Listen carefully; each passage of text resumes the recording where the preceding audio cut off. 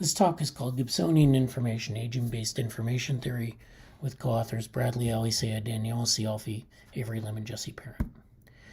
So one way to define Gibsonian information is to contrast it with Shannon information. In Shannon information, it's variety that provides information. It's the probability of one state in a set of states, its structure versus randomness. Stated briefly, you have an encoding that gets embedded in a binary channel with noise. You get a decoding, which provides the information. So efficient transmission of a signal over a noisy channel results in expected versus unexpected configurations of a system. So basically, if you have a lot of states, you end up with very little information, but if you have only a few possible states, you end up with a lot of information. Gibsonian information is a bit different. In this case, motion provides information. So it's real-world things like optical flow, relative motion between the object and the observer, and structure from motion. Stated briefly here, you have this external communication channel, which are a bunch of objects that are distributed according to a Poisson distribution. They're transduced into an internal communication channel, which preserves that Poisson distribution, but adds a temporal lag, tau, and you can treat tau in different ways, but it's basically a very rudimentary internal representation. It's distorted in some way from the external case, and then it's decoded into behavior. So you have highly patterned input. You have a noise-free internal representation with temporal accumulation. So this distortion is basically temporal accumulation, but you preserve a lot of what's going on the outside. And you end up with expected patterns in the external communication channel, and you end up with a minimal noisy internal communication channel. But critically, it's not so much the configurational space that's important in Gibsonian information, but it's the motion space, and it's the continuity of different types of stimuli and its direct perception that's important.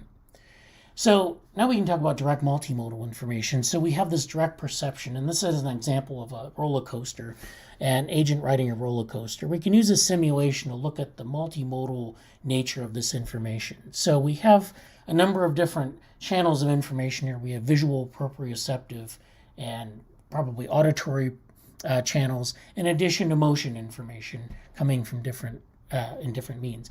The observer experiences this and determines the richness and detail of this information in their internal representation. So this is temporal accumulation at work.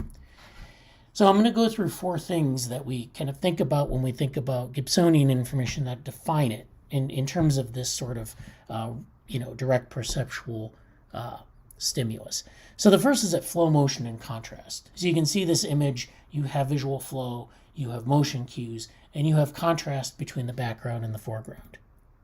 You also have something called disjoint distributions of information. So this is where you have, say you have a field a Gaussian field of static, and you have moving static versus static, and you can actually look at those two things as disjoint distribution of these different types of information.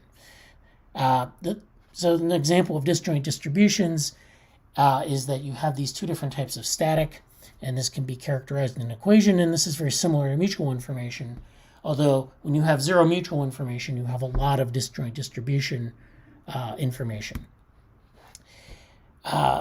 The third point here is time series structure. So you have this temporal dependence. So these are two videos. One is a full video with action that makes sense. It has full temporal dependence. The other one is where clips have been cut out and put back together, so it doesn't make much sense from a temporal dependence standpoint. Basically, a dependence in time is necessary for full Gibsonian information. You have this concept called contingent action, where each node in this tree has information that the previous node needs to have to be consistent. Finally, we have maximum versus minimum coherent movement. This is where we have flocking and swarming as an example, where the different agents will sort of look at their neighbors and try to not only sort of perceive what coherent movement should be, but also as an output a behavioral output. So you see coherent movement. Each agent has its own set of rules that it follows to sort of participate in this coherent movement. And this can be contrasted with a bunch of balls bouncing around a chamber randomly. As you can see, they don't use this type of heuristic to generate movement. So this is something that is taken from the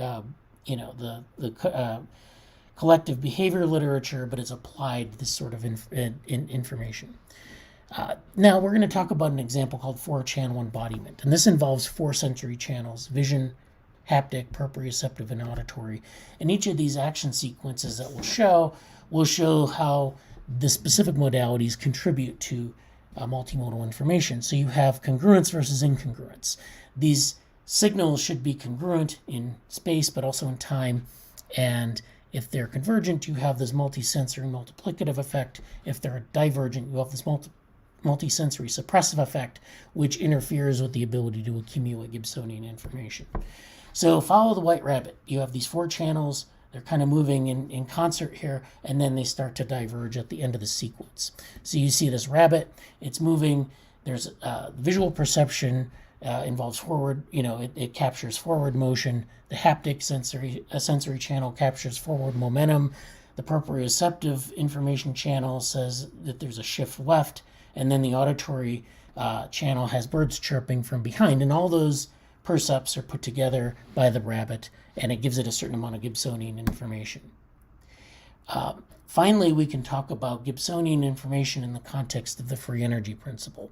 So the free energy principle takes us a step further, takes the Gibsonian information and says that that we can put this in a context of a more complex internal model.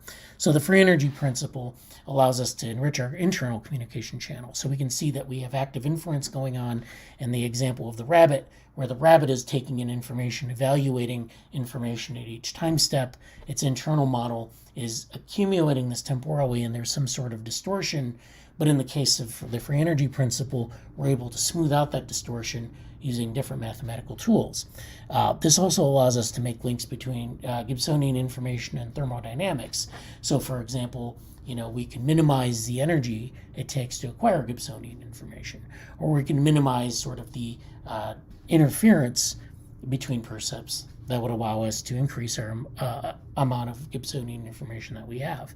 We can also think of this more in terms of Shannon information, where we look at linkages between informational and physical entropy, and the Landauer principle does this with Shannon information. We'd like to do the same with Gibsonian information.